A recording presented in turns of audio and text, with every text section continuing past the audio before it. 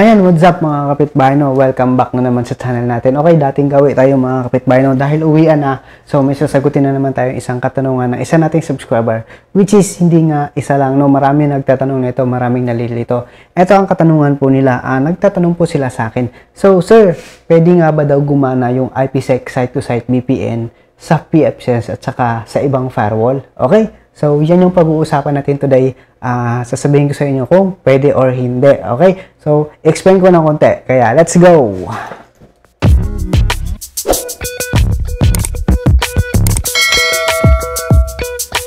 Ayun na nga mga kapitbahay, no? Nagtatanong sila kung pwede nga ba daw i-connect ang pfSense, Sophos, or FortiGate or Fortinet sa IPsec tunneling, which is, kunyari, sa main branch mo is naka-Sophos ka, tapos sa branch mo na sa ibang lugar, naka-pfSense ka, pwede nga ba daw yun mag-connect as in IPsec to site VPN, which is dito sa pfSense natin.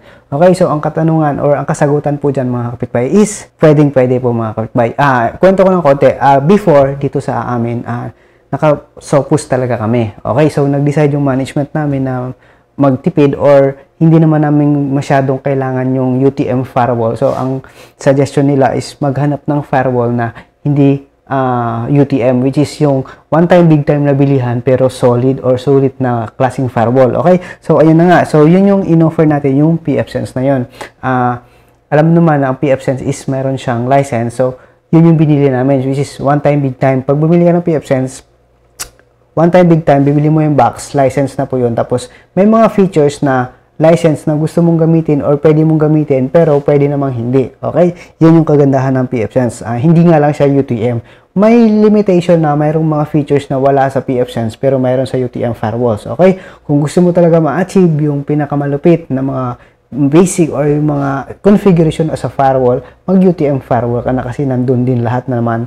Pero kung gusto mo lang talaga i-secure yung network mo, hindi mo naman kailangan ng antivirus or email something, ganon, mag-pfSense ka na. The best po yun. Okay? So, before, ang main branch namin is naka-Sophos. Tapos, ang mga substation or branch na office namin is naka-pfSense. Like, kung dito sa branch na to, naka-pfSense. Tapos, yung sa main, naka-Sophos. Okay?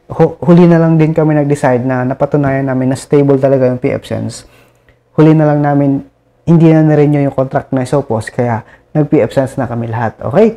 So, ganun lang kasimple. Sobrang basic lang ang pag-configure ng same process lang din naman yan. Same network protocol, same configuration. Nagkakaiba lang siya ng mukha or ng features. Pero almost the same na din ang pag-configure niyan. So, IPsec tunneling, L2, 2P or P2P or IPsec or OpenVPN. Okay, so ito naman kasi mga kapitbahay, kapag sinetup mo yung sabay, tapos parehas lang yung authentication, ang nagkakatalo lang kasi dyan sa authentication. Okay, kung mali sa kabila, hindi rin mag-connect dito sa kabila. Pero kung the same naman, okay na okay po yan. Napakadali lang po i-set up nun.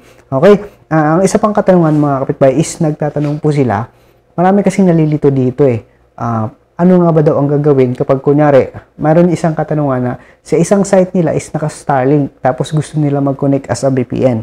So, meron kasing, dito kasi sa pfSense is OpenVPN. Okay, sa mga ibang firewall, iba-iba po yan. Hindi siya OpenVPN pero pwede ka mag-OpenVPN. Maraming features lang din yan. Kung anong klaseng firewall mo, i-search mo lang kung anong klaseng access VPN ang pwede mong gamitin para makapag-connect. Like, for example, si-setup mo yung main office mo na ng VPN server, tapos ang mga office mo na hindi naka-static public IP or naka-normal internet lang, as long as na may internet, pwede sila mag-connect dun sa main office mo.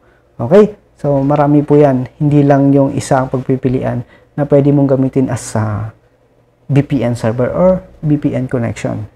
So, maraming option, maraming paraan, and maraming way para makapag-connect ka.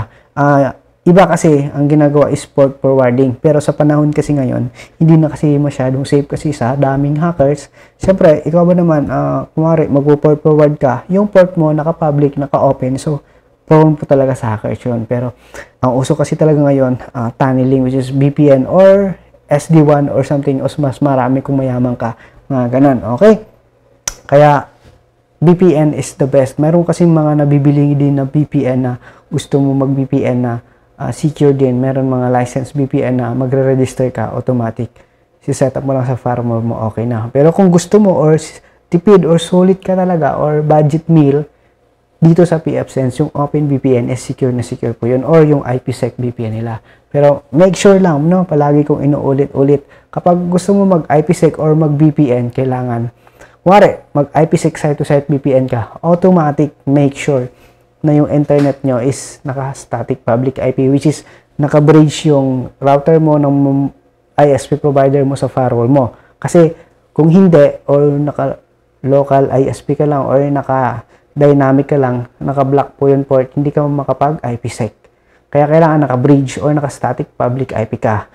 Back-to-back kapag naka-IPsec ka. Pero kunyari, gusto mo ng OpenVPN or Access VPN lang, like for example, main branch mo is mag-access lang mga specific PC or mga specific device from branch papunta sa main office, OpenVPN is the best. Free na, ang babayaran mo lang is static public IP. Magkano lang naman magpa-static public IP. Okay? So, yun mga kapitbahay. Sana meron kayong natutunan or may naibigay na naman akong konting information dun sa mga tropa nating IT na nalilito na nagtatanong. Okay? Meron pa kasi isa tayong sasagutin na isang question galing dun sa isa nating subscriber. Kasi dun kasi sa isa nating vlog na which is kung paano mag-setup ng PF Blocker NG, lumang version pa. So nagtatanong po siya paano mag-setup ng bagong PF Blocker NG na bago. So yan yung next vlog natin, abangan nyo. So kung pinapanood nyo to, siguro na-upload ko na rin yun. Kaya let's go, maraming salamat, God bless, at peace, and thank you so much.